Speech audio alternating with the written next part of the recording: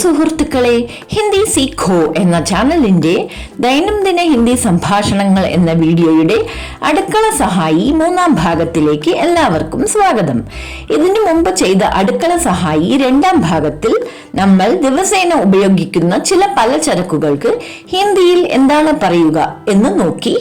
അത് കഴിഞ്ഞ് നമ്മൾ ഒരു ചെറിയ സുന്ദരമായ കഥയെ ഹിന്ദിയിൽ എങ്ങനെ പറയാം എന്ന് നാടോടി കഥകളുടെ ഹിന്ദി വിവർത്തനത്തിലൂടെ നോക്കി. പക്ഷേ കഥകളെ എങ്ങനെ പറയാം എന്ന് മാത്രമല്ലല്ലോ നമ്മൾ ഇതിലൂടെ പഠിക്കുന്നത്, മറ്റു പല വിഷയങ്ങളും നമ്മൾ ഇതിൽ പഠിക്കുന്നുണ്ട് അല്ലേ? അപ്പോൾ ഇന്ന് നമുക്ക് വീണ്ടും ദൈനംദിന ഹിന്ദി സംഭാഷണങ്ങളിലൂടെ സഞ്ചരിച്ച് അടുക്കള സഹായി 3-ാം ഭാഗത്തിലേക്ക് ഒന്ന് എത്തി നോക്കിയാലോ? അപ്പോൾ സമയം കളയാതെ വീഡിയോയിലേക്ക് കിടക്കാം. എന്താ, ഓക്കെ അല്ലേ? നമ്മുടെ അടുക്കളയിൽ പലചരക്കിനെന്ന പോലെ പച്ചക്കറികൾക്കും പഴങ്ങൾക്കും പ്രാധാന്യമുണ്ട് അല്ലേ? അപ്പോൾ ഇന്നത്തെ വീഡിയോയിൽ നമുക്ക് കുറച്ചു പച്ചക്കറികൾക്കും പഴങ്ങൾക്കും ഹിന്ദിയിൽ എന്താണ് പറയുക എന്ന് നോക്കാം. ആദ്യമായി പച്ചക്കറികൾക്ക് ഹിന്ദിയിൽ എന്താണ് പറയുക എന്ന് നോക്കാം. പച്ചക്കറികൾക്ക് സബ്ജിയ എന്നാണ് പറയേണ്ടത്. ക്യാബേജ്, കോളിഫ്ലവർ, ചീര പോലെയുള്ളവയ്ക്കെല്ലാം ഒന്നായി നമ്മൾ ഇലക്കറികൾ എന്നാണ് പറയുക അല്ലേ? ഇലക്കറികൾക്ക് ഹിന്ദിയിൽ സാഗ് എന്നാണ് പറയേണ്ടത്. ക്യാബേജിന് പത്താ ഗോഭി, ബന്ദ് ഗോഭി അല്ലെങ്കിൽ ഗോഭി എന്നാണ് പറയുക.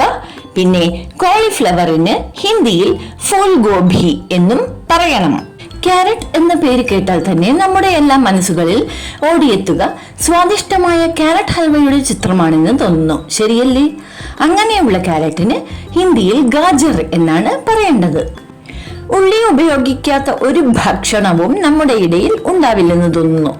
ഒട്ടുമിക്ക ഭക്ഷണങ്ങളിലും നമ്മൾ ഉള്ളി ഉപയോഗിക്കുന്നു, അത് ആരോഗ്യത്തിനും നല്ലതാണ്. അങ്ങനെയുള്ള ഉള്ളിക്ക് ഹിന്ദിയിൽ പ്യാസ് എന്നാണ് പറയേണ്ടത്. തക്കാളിക്ക് ടമാട്ടർ എന്നാണ് പറയേണ്ടത്. പച്ചക്കറികളിൽ ഉരുളക്കിഴങ്ങിനോട് നമുക്ക് ഒരു ചെറിയ ഇഷ്ടക്കൂടുതൽ ഉണ്ട്. സ്വാദുള്ളതും മൊരിഞ്ഞതുമായ ഉരുളക്കിഴങ്ങ് ചിപ്സിനെ കറുമുറ എന്ന് തിന്നാൻ ഇഷ്ടമില്ലാത്തവരായി ആരാണ് ഉണ്ടാവുക? അങ്ങനെയുള്ള ഉരുളക്കിഴങ്ങിന് ഹിന്ദിയിൽ ആലു എന്നാണ് പറയേണ്ടത്. കാഴ്ച ശക്തിക്ക് വേണ്ട വൈറ്റമിൻ എ നിറഞ്ഞ ബീറ്റ്റൂട്ടിന് ഹിന്ദിയിൽ ശൽഗം അല്ലെങ്കിൽ ചുക്കന്ദർ എന്നാണ് പറയേണ്ടത്. മുള്ളങ്കിക്ക് മൂലി എന്നാണ് പറയേണ്ടത്. പയറിന് ഹിന്ദിയിൽ ഫലിയ എന്നാണ് പറയേണ്ടത്. പിന്നെ വഴുതനങ്ങയ്ക്ക് ബേങ്കൻ എന്നും പറയണം. വെണ്ടയ്ക്ക് ഹിന്ദിയിൽ ഭിൻഡി എന്നാണ് പറയുക. പടവലങ്ങയ്ക്ക് ഹിന്ദിയിൽ ചിച്ചിണ്ട എന്നാണ് പറയേണ്ടത്. പാവയ്ക്ക നല്ല കയ്പുള്ള പച്ചക്കറിയാണെങ്കിലും ഷുഗറിന് നല്ല ഒരു ഔഷധമാണ്. അങ്ങനെയുള്ള പാവയ്ക്കയ്ക്ക് ഹിന്ദിയിൽ കരേല എന്നാണ് പറയേണ്ടത്. കുമ്പളങ്ങയെയും മത്തങ്ങയെയും അതിന്റെ വൈവിധ്യത്തെ പരിഗണിക്കാതെ സാധാരണയായി ഹിന്ദിയിൽ കദ്ദു എന്നാണ് പറയേണ്ടത്. കണ്ണുകളുടെ കാഴ്ച ശക്തിക്ക് നല്ലതായ ചീരയ്ക്ക് പാലക് എന്നാണ് പറയേണ്ടത്. ഗ്യാസ്ട്രിക്സ് അതായത് വായുവിന്റെ പിടുത്തത്തിന് നല്ലതായ വെളുത്തുള്ളിക്ക് ലഹസുൻ എന്നാണ് പറയേണ്ടത്. പഴങ്ങളില്ലാതെ പച്ചക്കറികൾ മാത്രമോ? കൊള്ളാം, ചാൻസേ ഇല്ലല്ലോ അല്ലേ? അതും ഈ വേനൽക്കാലത്ത് സ്വാദിഷ്ടമായ തണുത്ത ഫ്രൂട്ട് ജ്യൂസ് കുടിക്കാത്തവരായി ആരാണ് ഉണ്ടാവുക? ആരും തന്നെയില്ല അല്ലേ? അപ്പോൾ പഴങ്ങൾക്ക് ഹിന്ദിയിൽ എന്താണ് പറയുക എന്ന് നോക്കാം. പഴങ്ങൾക്ക് ഹിന്ദിയിൽ ഫൽ എന്നാണ് പറയേണ്ടത്. ദിവസവും ഒരു ആപ്പിൾ കഴിക്കുന്നത് ഡോക്ടറെ അകറ്റി നിർത്തും എന്ന ഒരു പഴഞ്ചൊല്ല് നമുക്കിടയിൽ പ്രചരണത്തിലുണ്ട് അല്ലേ? അങ്ങനെയുള്ള ആപ്പിളിന് ഹിന്ദിയിൽ സേബ് എന്നാണ് പറയുക. ഓറഞ്ചിന് സന്തര എന്നാണ് പറയേണ്ടത്. പിന്നെ വള്ളികളിൽ പടർന്നു നിൽക്കുന്ന മുന്തിരിക്ക് ഹിന്ദിയിൽ അങ്കൂർ എന്നാണ് പറയേണ്ടത്. പേരയ്ക്കയ്ക്ക് അമരൂദ് എന്നാണ് പറയേണ്ടത്. പിന്നെ കാഴ്ചശക്തിക്ക് ആവശ്യമായ വിറ്റമിൻ എയാൽ സമൃദ്ധമായ മാതള നാരങ്ങയ്ക്ക് അനാർ എന്നും പറയണം. മാമ്പഴം കഴിക്കാൻ ഇഷ്ടമില്ലാത്തവരായി ആരാണ് ഉണ്ടാവുക? ആരും തന്നെയില്ല. മാങ്ങയായാലും ശരി, മാമ്പഴമായാലും ശരി, അതിൻ്റെ സ്വാദ് നുണഞ്ഞുകൊണ്ട് കഴിക്കുന്നത് ഒരു പ്രത്യേകതരം അനുഭവം തന്നെയാണ് അല്ലേ? പറയുമ്പോൾ തന്നെ എനിക്ക് നാവിൽ വെള്ളമൂറുന്നുണ്ട് കേട്ടോ. അപ്പോൾ അങ്ങനെയുള്ള മാമ്പഴത്തിന് ഹിന്ദിയിൽ ആം എന്നാണ് പറയേണ്ടത്. വാഴക്കയായാലും വാഴപ്പഴമായാലും രണ്ടായാലും ഒരുമിച്ച് കേല എന്നാണ് പറയേണ്ടത്. വാഴപ്പഴത്തിന്റെ രൂപത്തിലും വാഴക്കയുടെ രൂപത്തിലും വാഴയെ കൊണ്ട് നമുക്ക് പ്രയോജനം തന്നെയാണ്. ചക്കയ്ക്ക് ഹിന്ദിയിൽ കട്ഹൽ എന്നാണ് പറയേണ്ടത്. പിന്നെ രസപൂർണമായ കൈതച്ചക്കയ്ക്ക് അനാനസ് എന്നും പറയണം. അതുപോലെ തന്നെ സ്വാദിഷ്ടവും രസപൂർണവുമായ തണ്ണിമത്തനെ ആർക്കെങ്കിലും മറക്കാൻ പറ്റുമോ? പറ്റുകയേ ഇല്ല, അല്ലേ?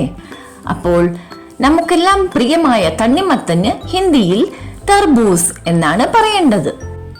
ഇതുവരെ നമ്മൾ ഉപയോഗിക്കുന്ന മിക്കവാറും എല്ലാ പച്ചക്കറികൾക്കും പഴങ്ങൾക്കും ഹിന്ദിയിൽ എന്താണ് പറയുക എന്ന് നോക്കി. ഒന്നും വിട്ടുപോയിട്ടില്ല എന്ന് കരുതുന്നു. അഥവാ എന്തെങ്കിലും വിട്ടുപോയിട്ടുണ്ടെങ്കിൽ ദയവായി ഫീഡ്ബാക്ക് മൂലം അറിയിക്കണേ.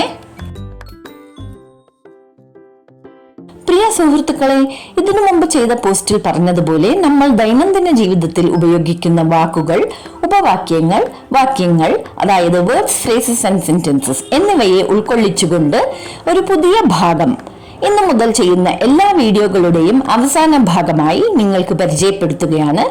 ഈ പുതിയ സംരംഭത്തെ എല്ലാവരും സപ്പോർട്ട് ചെയ്ത് വിജയിപ്പിക്കുകയും ഇതിൽ നിന്നും പൂർണ്ണമായ ലാഭം നേടുകയും ചെയ്യുമെന്ന് വിശ്വസിക്കുന്നു. നമ്മൾ ആരെയെങ്കിലും കണ്ടുമുട്ടുമ്പോൾ നിങ്ങൾക്ക് സുഖമാണോ എന്ന് സ്വാഭാവികമായും ചോദിക്കുമല്ലോ, അല്ലേ? അതിന് ആപ് കൈസേ ഹേ എന്ന് ചോദിക്കണം.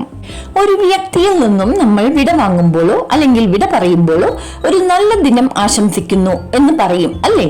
അതിന് ഹിന്ദിയിൽ ആപ്കാ ദിൻ ശുഭ് ഹോ എന്നാണ് പറയേണ്ടത്.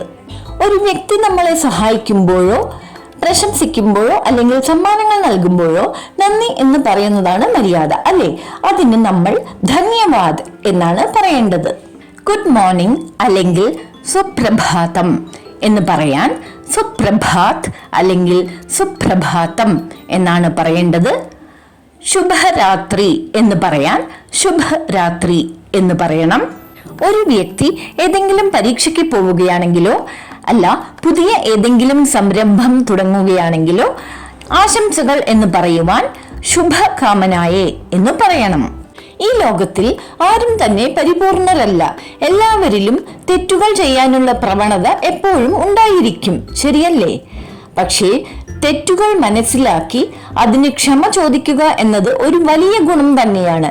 അത് നമ്മൾ എല്ലാവരും പാലിക്കേണ്ടതുമാണ്, ശരിയല്ലേ? അപ്പോൾ ദയവായി എന്നോട് ക്ഷമിക്കൂ എന്ന് പറയാൻ എന്താണ് പറയുക എന്ന് നോക്കാം.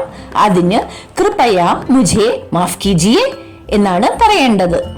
സാരമില്ല, കുഴപ്പമില്ല, ഒരു പ്രശ്നവുമില്ല എന്നൊക്കെ പറയാൻ കൊയ് ബാത് നഹി എന്നാണ് പറയേണ്ടത്.